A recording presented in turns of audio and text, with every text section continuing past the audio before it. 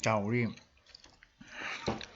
라이쭈를 먹고 있어. 그러니까 우리 이번 주부터는 진도를 좀 빠르게 나가야 되니까 우리 좀 빠르게 나가면서 오늘도 좀 약간 진도를 많이 나갔거든. 오늘 학습지 2장을 나갈 거예요. 7단원 2쪽이랑 3쪽을 같이 준비하고 수업을 보도록 합시다. 자, 이미 알고 있겠지만 공지사항에 들어가면 있습니다. 알겠죠? 학습지가. 자, 우리 어디로 갈 거냐? 다시 한나라로 가서 한나라 마지막 정리하고 갈게요. 자, 우리가 역사를 배우는 이유 중에 가장 큰 것 중 하나가 이 과거의 실수를 되풀이하지 않기 위해서다라고 정리를 했었는데요. 한나라 역시 이 진나라 멸망의 이유를 잘 들여다보니까 왜 멸망했느냐, 그 이유 중에 하나가 진시황이 엄격한 법으로 사람들을 다 작살내고 다녔기 때문이었습니다. 기억나죠, 여러분? 이 법을 중심으로 한 사상, 법가를 너무 강조하다 보니까 사람들이 아무것도 봐주지 않았다라는 이야기 했었죠. 자, 그래서 결국 엄격한 법의 시행으로 인해서 불만을 가진 평민들의 반란으로 진나라가 멸망했다. 자, 여러분 이 사건 기억나나요? 진승 5강의 난이었습니다. 그렇죠?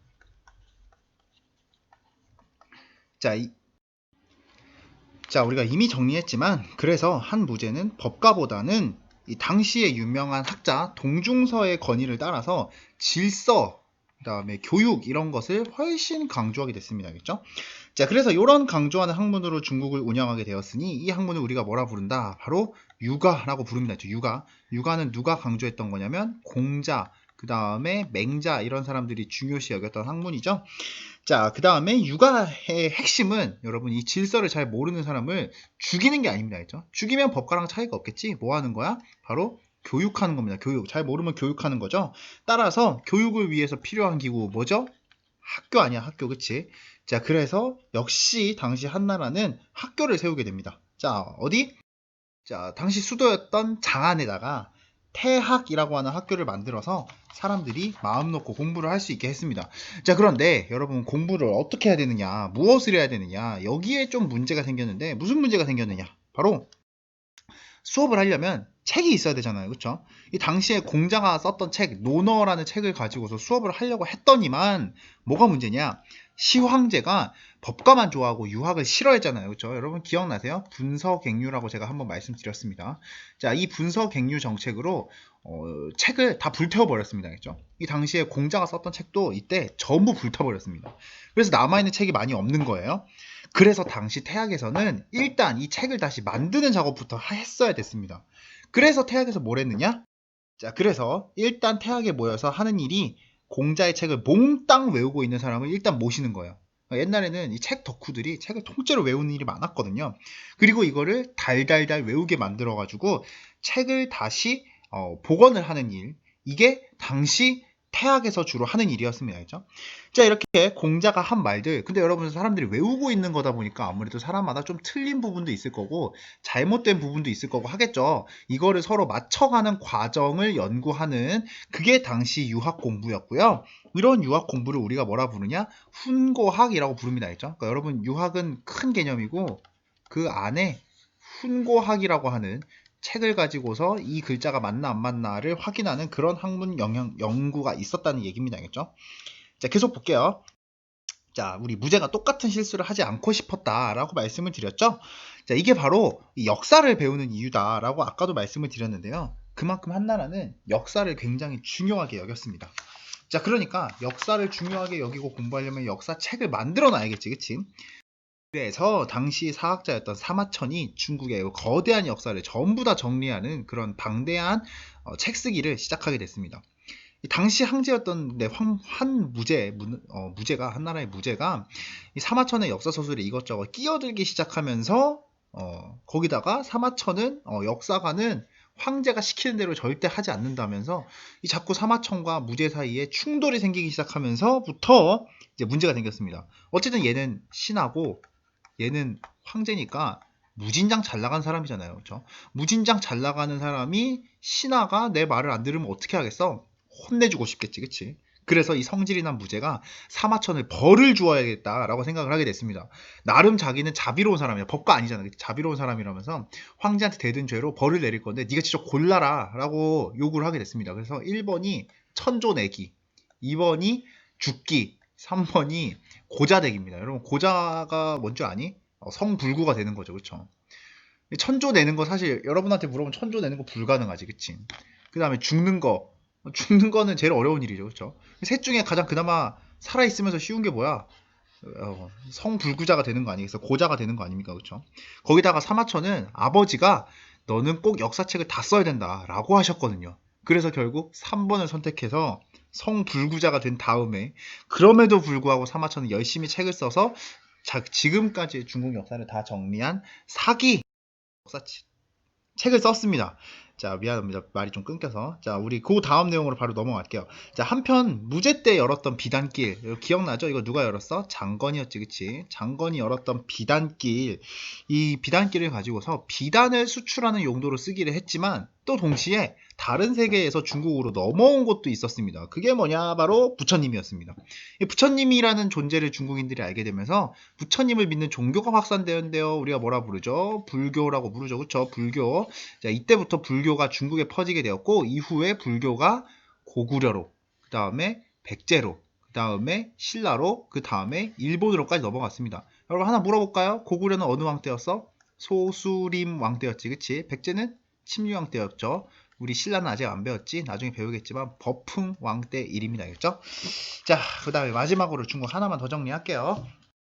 자, 훈고학을 연구하면서 이 책을 많이 쓰다 보니까 생긴 문제가 있습니다. 자, 무슨 문제가 생기냐? 바로 책을 쓰려면 바로 뭘 해야 되느냐?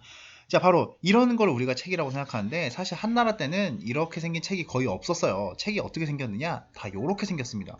이 나무에다가 하나하나 새겨놓은 거였거든요. 그러다 보니까 뭐가 문제야? 들고 다니기가 너무 무거운 거야. 너무 무거워서 못 들고 다닌단 말이죠. 그쵸? 자, 그래서 이 당시에 책을 좋아했던 채륜이라고 하는 아저씨가, 야, 무슨 나무에다가 책을 쓰냐? 나무를 적당히 펴고 발라서 뭐 어쩌고 저쩌고 하면은 뭐가 된다고?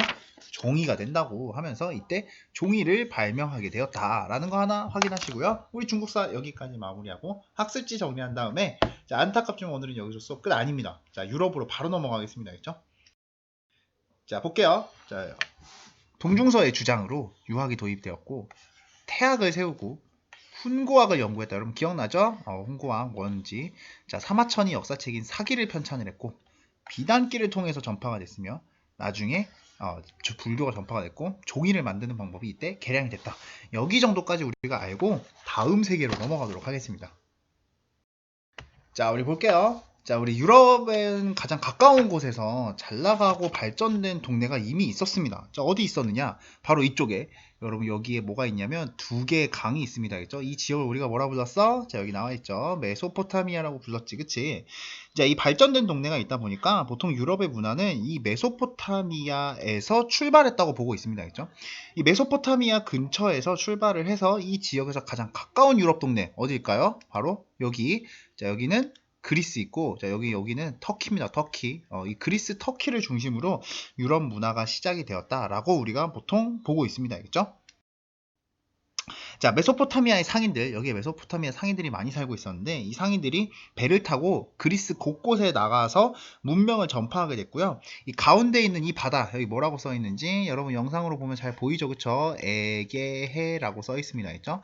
자, 이 에게해를 중심으로 여러 문명이 여기 근처에서 마구마구 발달을 했기 때문에 이 문명을 우리가 뭐라 부르느냐? 에게 문명이라고 부르고 있습니다. 자, 이 에게 문명에서 가장 먼저 발달한 곳은 역시 메소포타미아와 가장 가까운 동네, 여기 바로 여기. 자, 여기 안에 보이면 뭐라 써 있어요? 눈 좋은 사람들이 읽어볼까요? 크레타 섬이라고 써 있습니다. 알겠죠? 자, 이 크레타 섬에서 가장 먼저 발달하기 시작했고요. 자, 이 크레타 섬에는 당시에 얼마나 문명이 많이 발전했느냐? 자, 이렇게 생긴 크노소스 궁전이 남아 있습니다. 사실 이걸로는 우리가 알 수가 없는데, 여기 보면은 막 색깔도 칠해져 있는 거 보이죠? 그쵸? 물론 이거는 뒤에 다시 덧칠한 거긴 하지만 그 당시에도 이렇게 빨간색 기둥을 썼다는 것 같아요. 여러분, 빨간색은 돌 색깔은 아니잖아요. 그쵸? 따로 칠한 거지. 그치? 이걸 칠할 정도로 굉장히 건축 기술이 발달했구나 라는 걸 우리가 확인을 할 수가 있겠습니다. 지금은 많이 무너져가지고 이렇게 돼 있지만 옛날에는 이렇게 굉장히 거대한 건물이었을 것이라고 우리가 보통 보고 있습니다. 알죠?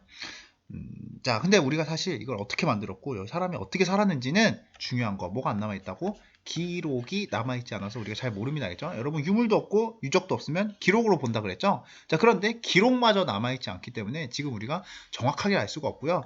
이 기록 남아있는 몇 개의 기록도 아직 해독이 안 됐어요. 그러니까 여러분이 만약에 크레타 문명에 있는 글자를 읽을 수 있게 된다면 여러분 돈 많이 벌 수 있겠죠. 그쵸? 자, 우리 넘어가겠습니다. 바로 이후에 이 문명은요, 크레타 섬을 떠나서 자, 어디로 옮겨가느냐? 자, 육지 지역에 있는 미케네, 트로이 이 지역으로 옮겨가게 됐습니다. 그렇죠? 이 두 문명은 에게해를 마주보고 발전을 하면서 점점 경쟁하다가 나중에는 전쟁까지 터지게 되는데요. 그 전쟁이 바로 그 유명한 트로이 전쟁이라고 하는 전쟁입니다. 여러분 혹시 들어봤나요? 안 들어봤으면 오늘은 이 트로이 전쟁의 얘기를 듣는 걸로 수업을 정리하도록 할게요. 자, 여러분, 트로이 전쟁의 출발은 신과 영웅의 결혼에서부터 시작이 됐습니다. 자, 바다의 여신 테티스, 그 다음에 제우스의 신 손자 펠레우스. 여러분, 제우스라고 하면은 그리스 로마 신화에서 제일 잘 나가는 신입니다. 겠죠? 얘도 신의 손자니까 신이겠지. 거의 신이죠. 그쵸?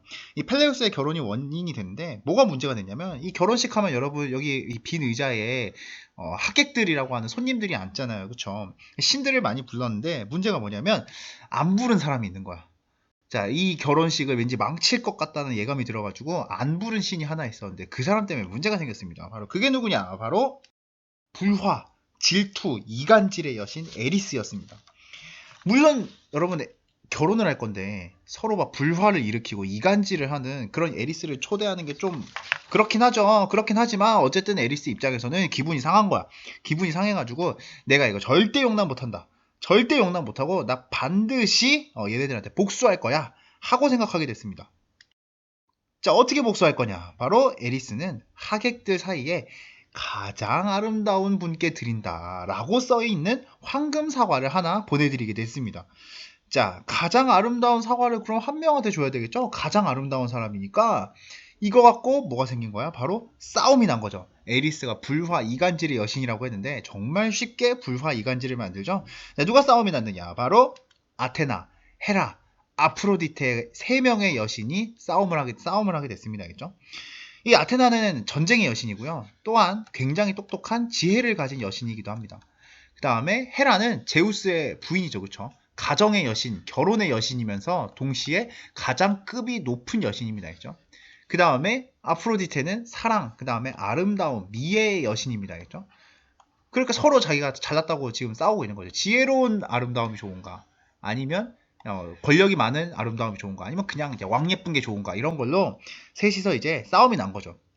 근데 여러분 신들끼리는 서로 친하고 이러니까 제대로 된 판결이 안 나오는 거예요. 그래서 이 당시에 이 싸움의 결말을 너 싸움 너무 심해지니까 싸움의 결말을 어떻게 해야 되느냐? 바로 인간 중에서 제일 잘생긴 애가 제일 예쁜 애를 고르게 하자라고 결론이 났습니다. 자, 그래서 이 역할을 누가 담당했느냐? 자, 이 역할을 인간 중에서 가장 잘생겼다고 알려진 파리스라고 하는 트로이 사람이 결정하게 됐습니다. 그죠? 근데 이제 그때 서로 아무래도 제일 예쁜 사람으로, 제일 예쁜 여신으로 선택받으면 기분 좋으니까 파리스한테 3명의 여신이 찾아가게 됐습니다. 자, 여러분, 전쟁의 여신 아테나는요, 뛰어난 지략으로 전쟁에서 반드시 이길 수 있는 그런 능력을 주겠다라는 제안을 하게 됐고요. 자, 그 다음에 헤라는 굉장히 높은 여신이잖아요. 그쵸? 그래서 나 높은 사람이니까 너한테 돈, 권력 다 줄 수 있다라고 약속을 하게 됐습니다. 반대로 얘는 사랑, 그 다음에 아름다움의 여신이라 그랬죠? 그럼 아프로디테는 뭘 줄 수 있을까? 사랑할 수 있게 해주겠다는 거야. 그것도 누구랑? 굉장히 아름다운 사람이랑 사랑할 수 있게 해주겠다라는 약속을 하게 됐습니다.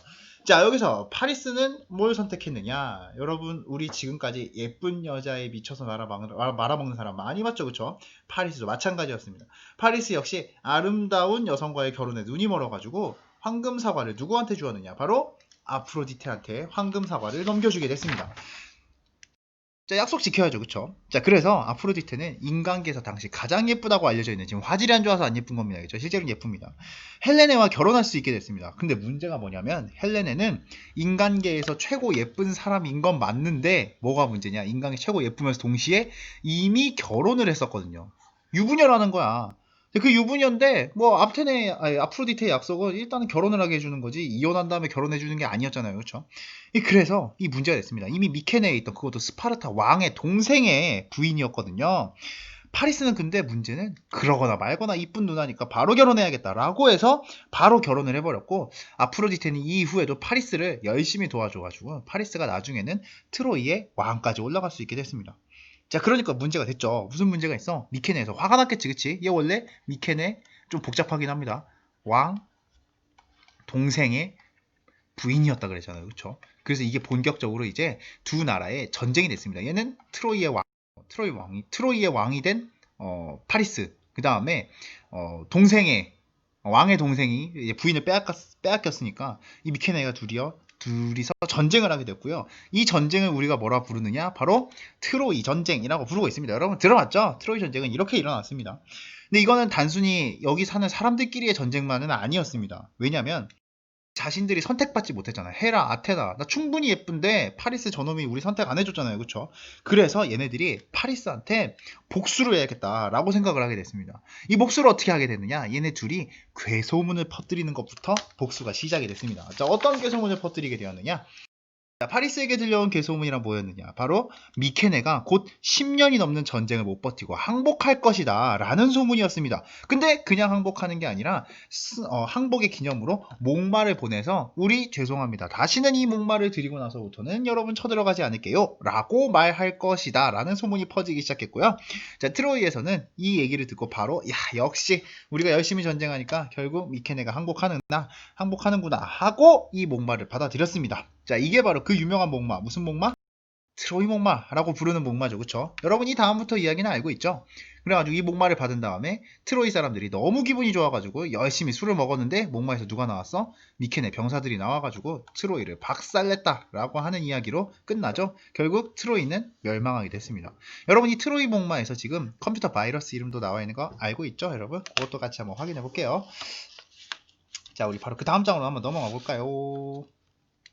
그런데 문제가 뭐였냐면은 미케네도 10년 넘게 트로이랑 전쟁을 하면서 너무 많은 전쟁을 하다 보니까 결국 국력이 점점 약해지게 됐고요. 잇따른 산적 도리스인의 침입으로 인해서 결국 미케네도 멸망하게 됐습니다. 이때부터 그리스에는 이제 제대로 된 사람들이 남아있지 않고 도리스인에 의해서 멸망한 사람들이 여기저기로 도망가서 사는 그런 시대로 변하게 됐고요. 우리가 알고 있는 신화의 시대는 이쯤에서 마무리를 짓고 이제 인간의 이야기로 넘어가게 되겠습니다. 인간의 이야기는 우리가 언제 확인할 것이냐? 바로 다음 주 역사 B 시간 때 확인해 보도록 하겠습니다. 자, 여러분 여기서 다시 공지하겠는데요. 우리 역사 수업은 A, B 시간 나누지 않고요. 첫째, 둘째, 세 번째 시간 차례대로 수업 들으시면 됩니다. 마지막에 학습지 확인하고 오늘 마칠게요. 자, 보겠습니다. 자, 에게 문명이라고 부르고요. 크레타 섬에는 크노소스 궁정과 같은 유적이 발견이 됐고요. 자, 트로이와 경쟁하다가 미케네에서는 트로이 전쟁이 터지게 됐고 이후에 도리스인의 침입으로 파괴되어서 멸망했다. 이후에 인간의 시대가 계속됩니다. 계속되는 이야기는 다음 주에 확인할게요.